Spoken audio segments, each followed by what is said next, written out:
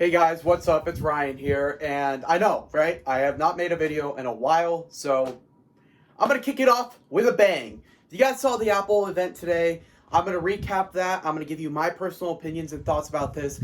Let's just say this event was a bit controversial, and I kind of want to get my point out there. I thought Apple crushed it. I think this event was incredible. First thing they started out with was the Apple Card family plan, which basically means that you can now apply for an Apple Card if your family member has one, and if you are 13 and older, and then your parent or your guardian can regulate your spending, which I think is a really cool idea, and I really like that. They made a new redesigned podcast app that I think is really clean and really nice looking.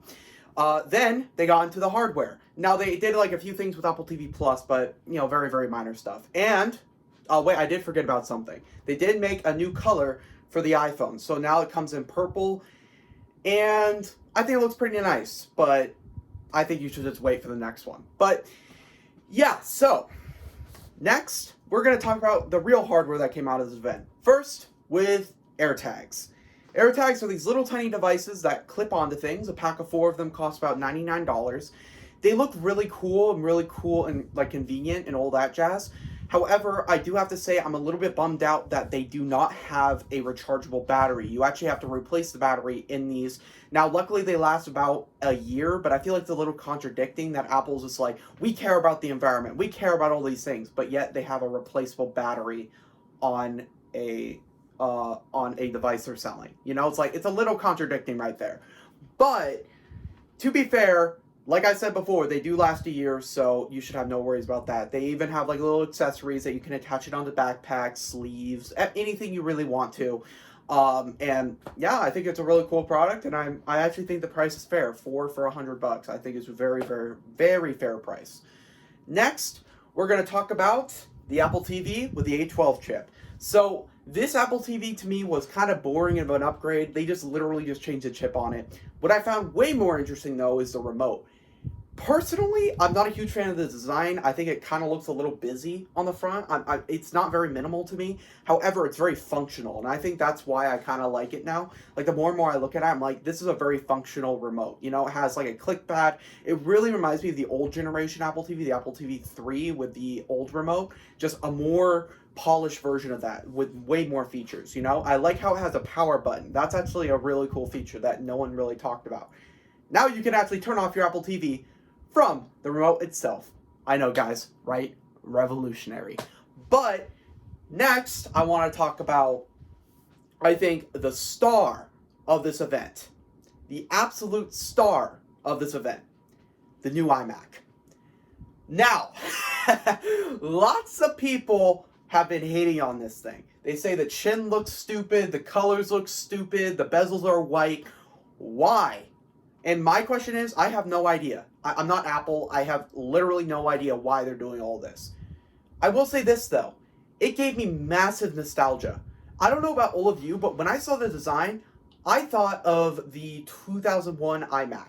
I wasn't around for that one, but I saw, I was really into Apple in like 2010, 2011. So when I was around, those things were still in use, kind of. So the old iMacs with all those bright colors, Johnny Ive kind of had influence on them, and it kind of just gave me kind of like a flashback to that a little bit. And I thought that was really nice and refreshing because Apple hasn't really been doing too much past stuff, and I feel like the new iMac is a perfect embodiment of what Johnny Ive would do. Because I feel like Johnny Ive would love the new iMac design. In my personal opinion, it's just completely up his alley. I really do believe that. All the colors, the bright, beautiful colors with, the white bezels, everything about it, I think is just kind of just screams Johnny Ive to me, even though he's not even a part of the company anymore, which is kind of interesting. But yeah. So the tech specs are just the M1 processor. It has a really nice FaceTime camera now, and I think it's a really, really nice design. I personally think it is. I think that's the biggest thing that changed. The internals are, just 256 gigs of storage, 8 gigs of RAM, and a M1 processor for the low price of $12.99, which I personally was not expecting. I was like, dang, $12.99? That's actually a pretty good price right there. That is pretty cheap. And then if you want the $14.99 version, it comes in more colors, and you get I believe 256 gigs more of storage. I could be wrong about that. You can look up my facts. But I believe that is the case. So, that's the new iMac. Again, if you want to learn way more about it, you can go on Apple's website. But I think I summed it up pretty well right there. And then the next product they released is my personal favorite product from the event. And that's the new iPad Pro, the 12.9-inch version. Now, they also, you guys might have not caught this, they also updated the 11-inch version. They updated it with the M1 processor with 5G and the new front-facing camera. Now, the 12.9-inch version is the one I'm going to be going for because of one feature and one feature only. And you guys will be like, what? That's it? The brightness. I've had so many issues with my iPad Pro in terms of brightness. It is not nearly bright enough for me. Whenever I go outside on it, because here in California it's really, really sunny out all the time, especially when it's going to get into summer pretty soon, I need a device that I can see in daylight, right? Because that's actually an essential thing for me because I like to go outside and work and stuff like that. So the iPad right now is just not cutting it for me. So with the iPad 12.9 inches, I think it's a 1000 nit display with 1600 nit peak. It's actually going to make it a lot easier for me to see outside, which is a huge, huge, huge deal for me. So that's why it's like I'm really, really tempted to get the 12.9-inch version. Also, they did increase the price of the 12.9-inch version by $100, so that is something to take a note. But I think it's completely worth it for the display that you're getting. You know, because I think the display is really, really nice. It's the first mini LED display that Apple's made. I think it's the first mini LED display in a mobile device, if I'm not mistaken. I could be wrong about that, but I think it is.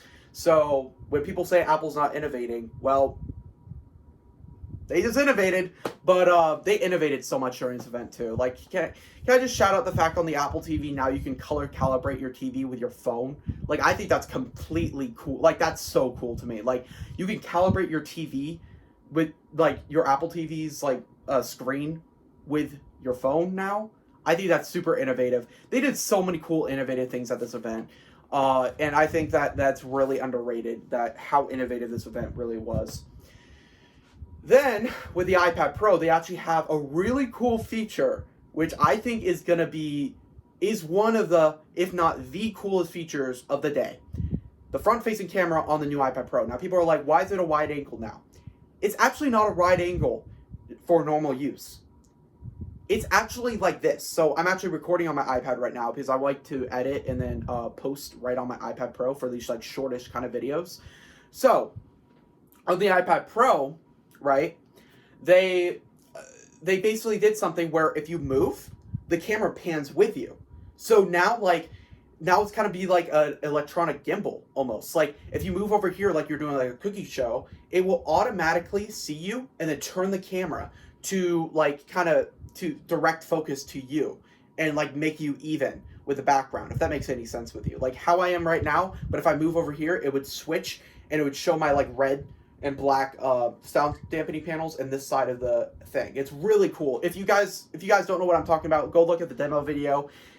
It is seriously one of the coolest things I've ever seen before. Super innovative as well. I personally think that that's really, really cool.